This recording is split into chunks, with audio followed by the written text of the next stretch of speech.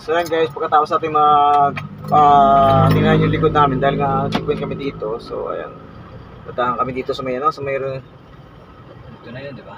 dito sa sa bypass ng bypass ng Santiago to. Oo. Alright. So yan guys, yung mga kapwa ko bumabiyay dito sa may lugar ng Isabela para makaiwas kayo sa bayan ng Santiago. Dahil nga minsan matraffic sa may bayan ng Santiago at bawal yung mga truck. So dito tayo dadaan sa may sa may Santiago bypass. May bypass kasi dito sa may Santiago. So siyempre kung halimbawa kung tutungo ka ng Tuigaraw or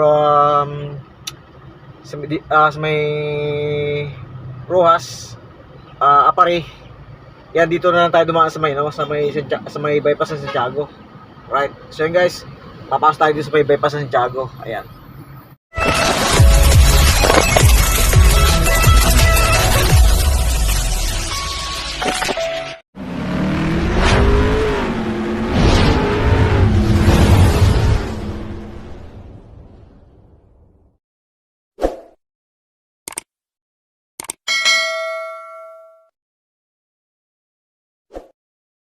Sa sobrang puyat ng aking kasama ay heto ay napakasarap ng tulog niya. Parang nasa bahay lang siya. At heto nga mga kabero ang aming gawain sa araw-araw. Dahil nga sa malayo ang aming biyahe. Kami ay tutungo dito sa may Tuigaraw. At dito nga kami sa may bypass dito dadaan upang makaiwas sa traffic at makashortcut dito. Alright guys, tayo nga ay tutungo ng Tuigaraw. So ayan, eto nga, dito tayo nag-umpisa sa may DAD. Dito tayo nag-umpisa sa may DAD sa Nueva Vizcaya. So ngayon, ito nga tayo tutungo dito sa may bahay ng Cordon. Alright, bago tayo dumating ng Santiago. Alright. So guys, samahan nyo ako, tayo tutungo ng Tuigaraw, pero to be continued tayo dahil medyo mahaba ito. So kung ano yung kakayahan natin, yun yung aking babagi sa inyo, yung video na aking gagawin. Alright.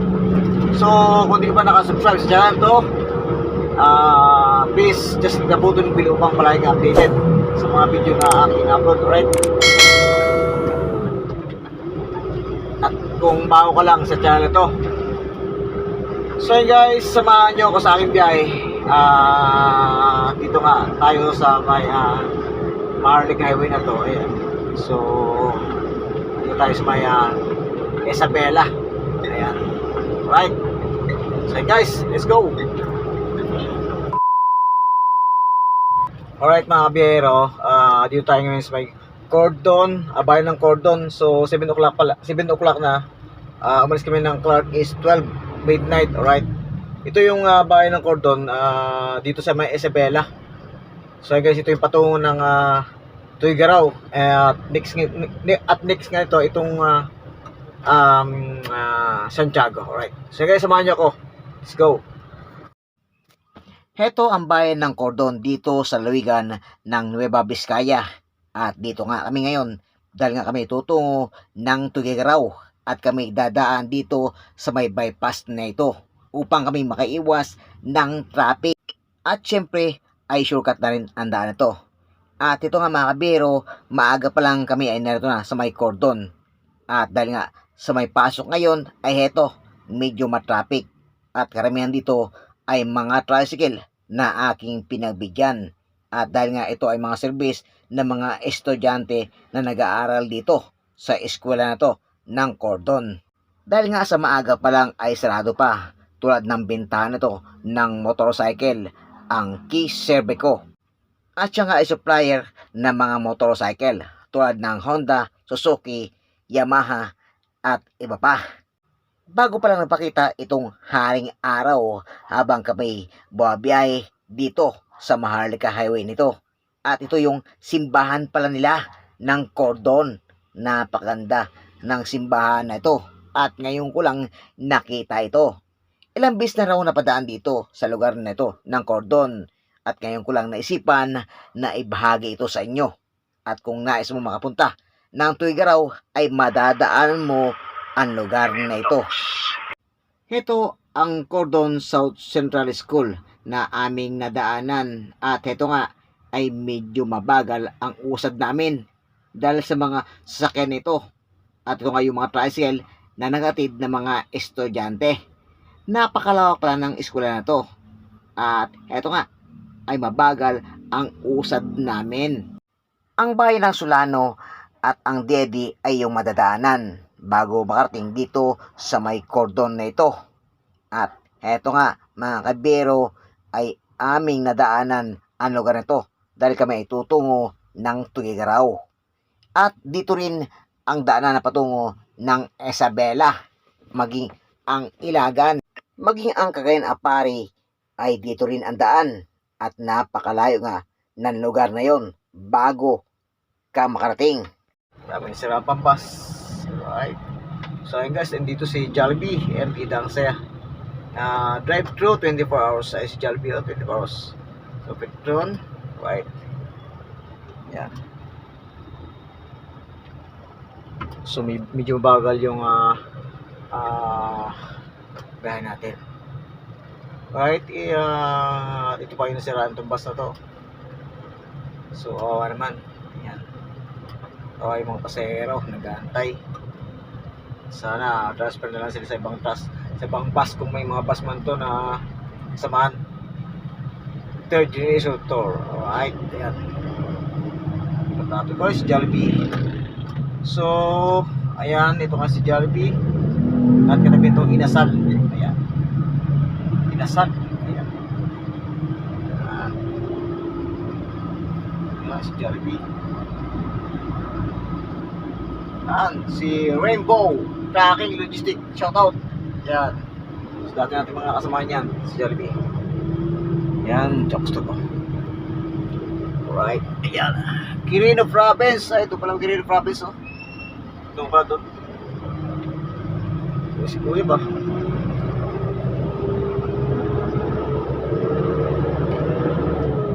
Hindi magpapauli itong si Macdo. Ay Primark Town Center. Ay Macdo. Si More. Ay. Video. Si Mercury Drug. Gamot ay laging bago. Isabela Gordon. Ayan.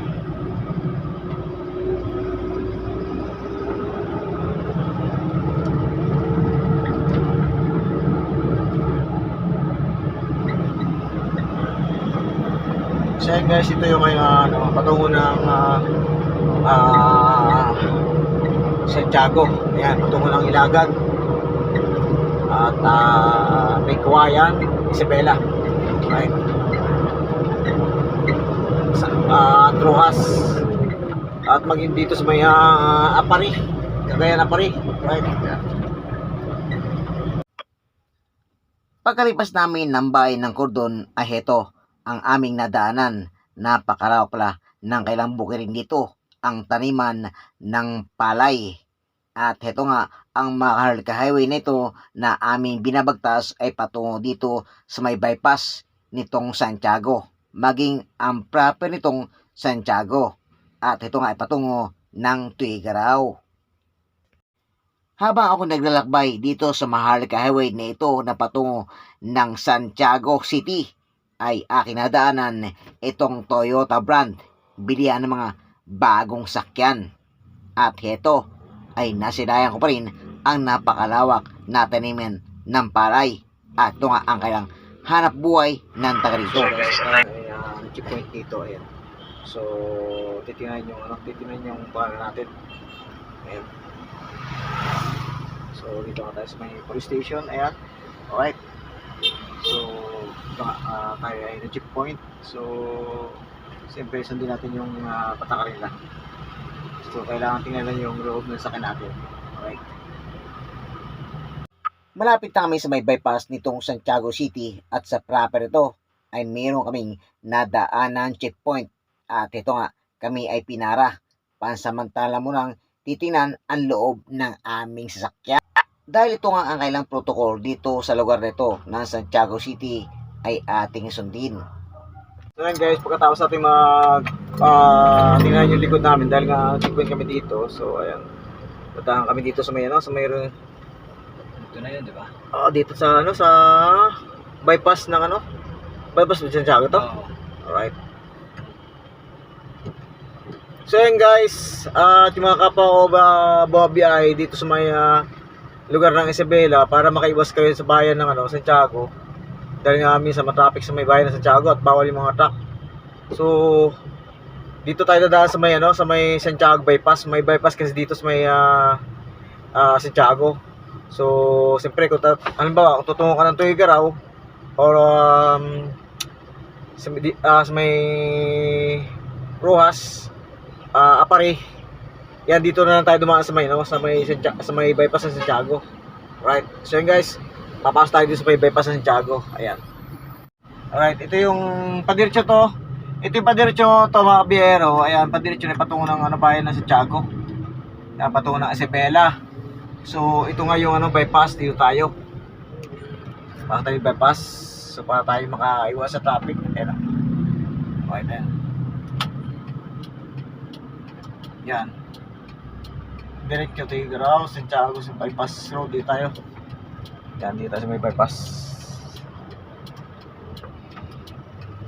Sabihin mo natin itong dadaan na to. Yan. Right there. So ito nga yung patungo ng bayan na bayan ng Santiago. Ito tayo bypass tayo guys. So ayan, doon tayo galing. Na tayo ngayon huminto saglit sa may checkpoint. Ayan.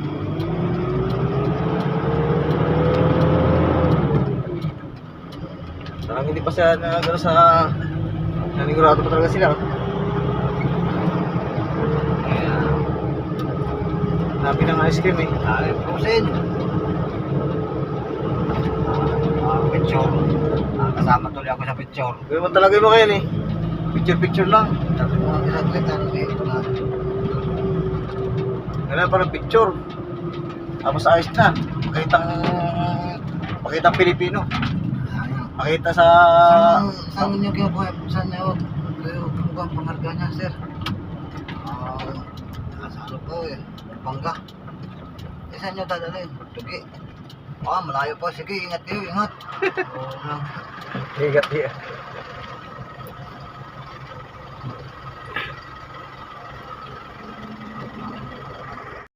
Alright guys, tayo nga ay dito sa may sa may bypass ng Santiago dahil tayo tayo makaiwas sa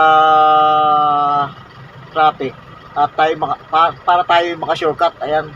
Ito yung shortcut kasi na patungo na ng Tuigaraw, pero kung sakaling tutungo ka ng Ilagan, ayan, pwede sa padiretso sa may sa may bayan ng Santiago. Ayan.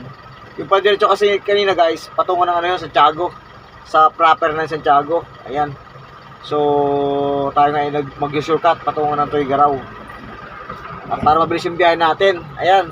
Yung mga kapwa ko biyahero dyan, yung mga kapwa ko tracking na bumabiyahe. Ayan. So mas mainam dito tayo dumaan sa may bypass ng Santiago. Ayan yun. Right. Tulagan ng truck na to. Ayan, dito ba?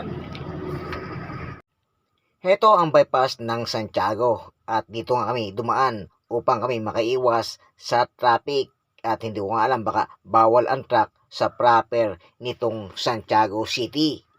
At ito nga ay aming nadaanan ang mga malawak na taniman ng palay dito dahil nga ito ang kailang tanging hanap buhay ng mga taga rito. Shout out sa mga taga Santiago City. First time ko palang dumaan dito sa may bypass na ito ng Santiago at ito nga ay patungo ng Tuigaraw at malipasan ang proper nitong Santiago City. At ito nga ay napakalawak na mga taniman ng palay dito. Siguro ito ay dating bukid o yung taniman ng palay at ngayon ay tinambakan at naging daan upang ito ay maging shortcutan patungo ng Tuigaraw, maging Arwas at Isabela. At ito nga ang kailang mga taniman ng palay ay napakalawak. Tingin ko pa lang ay marami ang kailang naaani sa bukid nito dahil nga sa lawak ng kailang taniman. At ang iba dito ay naani na at ang iba naman ay aanihin pa lamang. Dito sa may bypass na ito ay medyo may kurbada na daan at ito nga ay hindi pare-parehas ang ganda ng daan dito. Kaya ikaw ay maging maingat sa pagmaniho upang makaiwas sa disgrasya.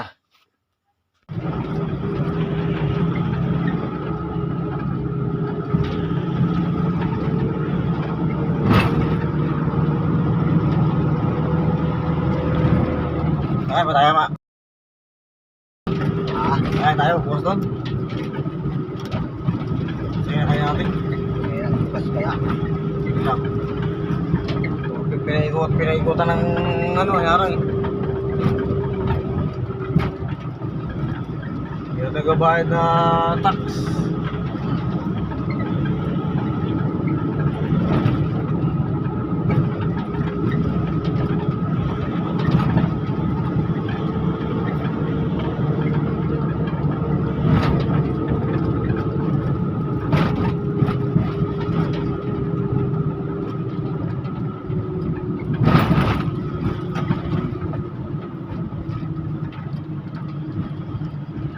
Dito pala oh.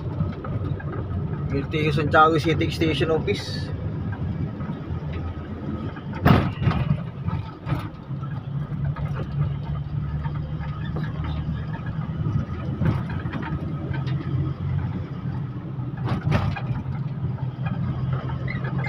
Dahil nga sa malawak ang daan dito sa bypass na ito ay maaari kang magpahinga at ang ilan sa atin na buwabiyahe ay heto ay gumigilid sila at nagpapahinga dahil nga malayo itong patungo ng Tuigaraw kaya't ang iba ay hindi kaya ang puyat ay natutulog muna sandali sa daan at huwag kang gagamit ng masamang gamot upang ika hindi madisgrasya at wala itong maitutulot mga biyahero.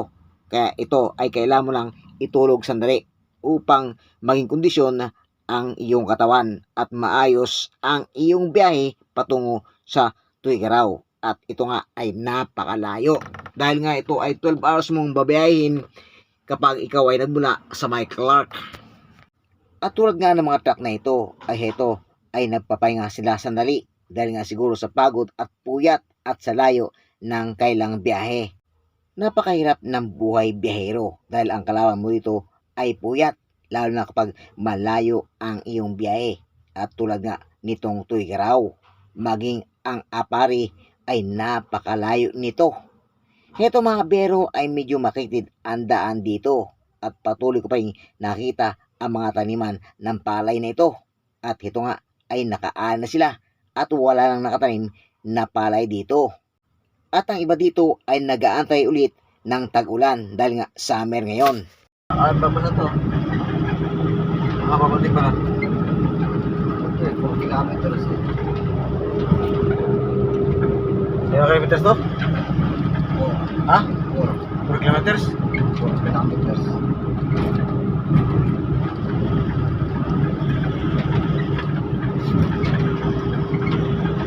Let's go now with your GM. See you there.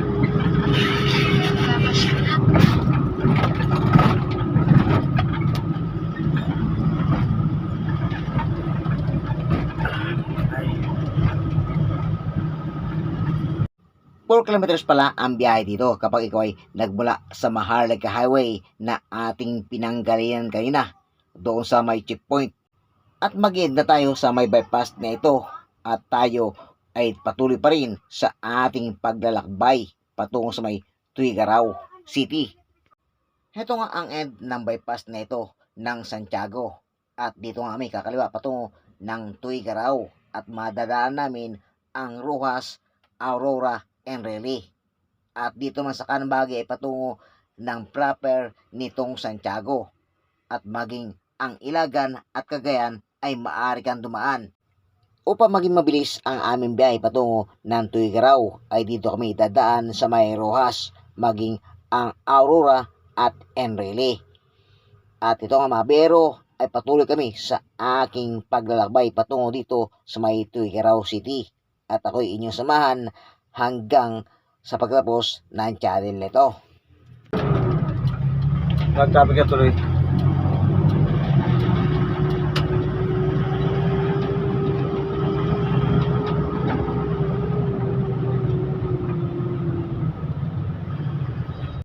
kung sakali ikaw ay pabalik na Manila, ay maaari kang kumaliwa dito. Tulad nga ng truck na ito ay patungo sa may bypass. Pangsamantalang bumagal ang mga sakyan dahil nga sa hindi nagbigayan kanina dito sa may labasan ng bypass.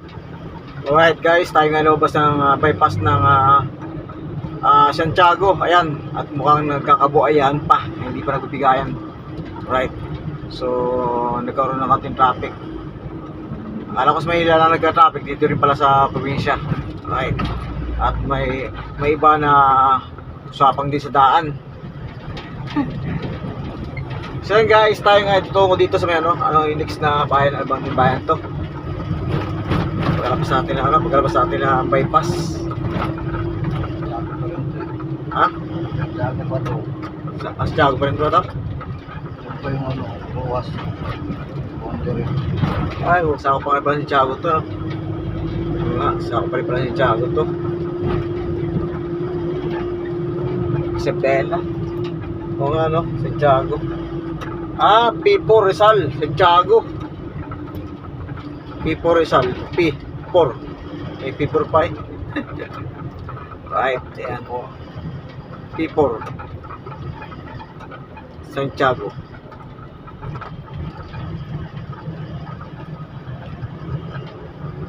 So yan guys, titignan natin kung anong next na bayan dito. Right, let's go. Sa aking pagbalik ay aking ipapatuloy ang aking biyahe dito sa may Tugigaraw at ako'y inyong samahan mga kabiyero. At dito pa lang tayo nag-umpisa patungo sa may Tugigaraw City. At ito nga ay aking ipagpatuloy sa haba ng biyahe dito. Shoutout sa mga taga Santiago City. At ito nga ay aking ibinahagi ang lugar ninyo sa ating mga kapwa biyahero at sa aking mga subscriber.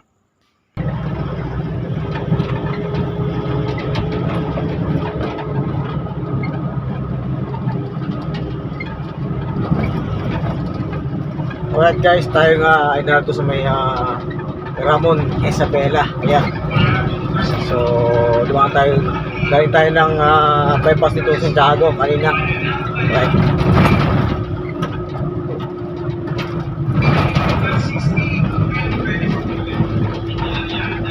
So, ito nga. Ranyag, Ramon Isabela. Ranyag, Ramon Isabela. Right.